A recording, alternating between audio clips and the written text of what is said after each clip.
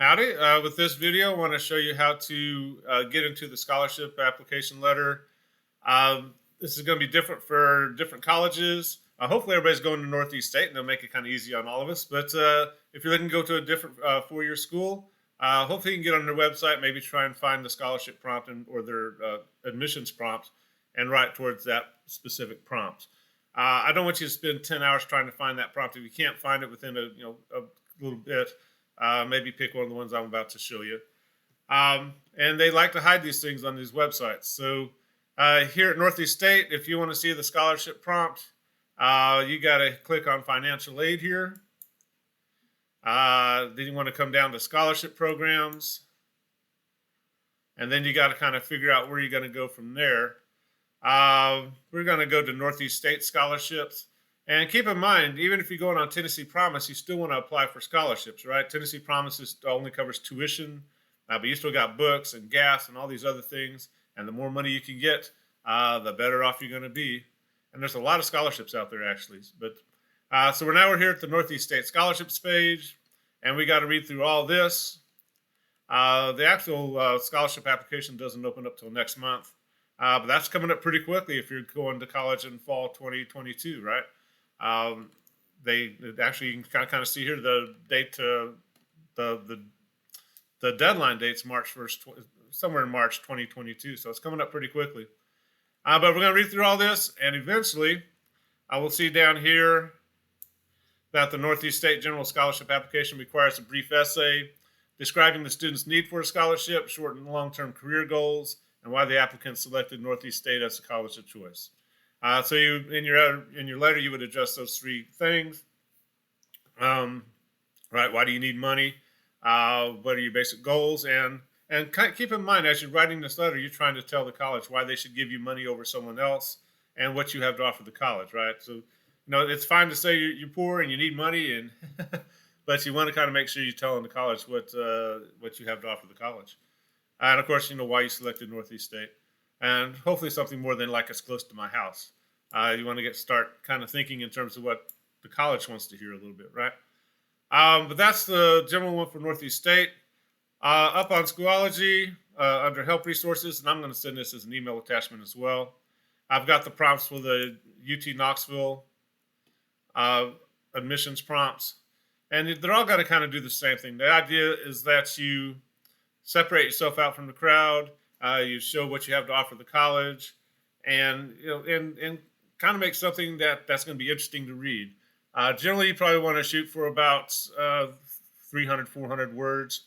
The general saying is that after about 300 words, keep in mind they're reading thousands of these at a time, right? So after about 300 words, you're looking to get out of the essay.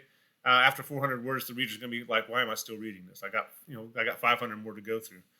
So you want to get brief. You want to have a good hook and get them interested in what you have to say. And that's not easy. That's why we're going to practice this a little bit. But you can pick any one of these 7 if you want to, especially like if you're going to a private college. Sometimes those are buried or they just haven't published them yet. You might just come to the UT Knoxville prompts and pick one of these to work with. Also up there on Help Resources, there's a little handout showing how to write a good scholarship letter. Pretty basic stuff. Just going to make this bigger. You want to start with a good hook, make the reader remember you and want to continue reading. Probably a good example, I've had to read these before, and one of the better ones started out with, "I'm a raccoon." And he's like, "What?" That's a weird thing to put on a scholarship application letter, but the prompt kind of dealt with, what kind of eating habits do you have and how would you like to improve them? And he just started off that "I'm a raccoon" and described how basically he eats out of trash cans, or the food might as well come out of a trash can, and how he really needed to improve his eating habits. But that hook right there, that "I'm a raccoon," we remembered him, right? I still remember that. I think it's about 7-8 years later, right?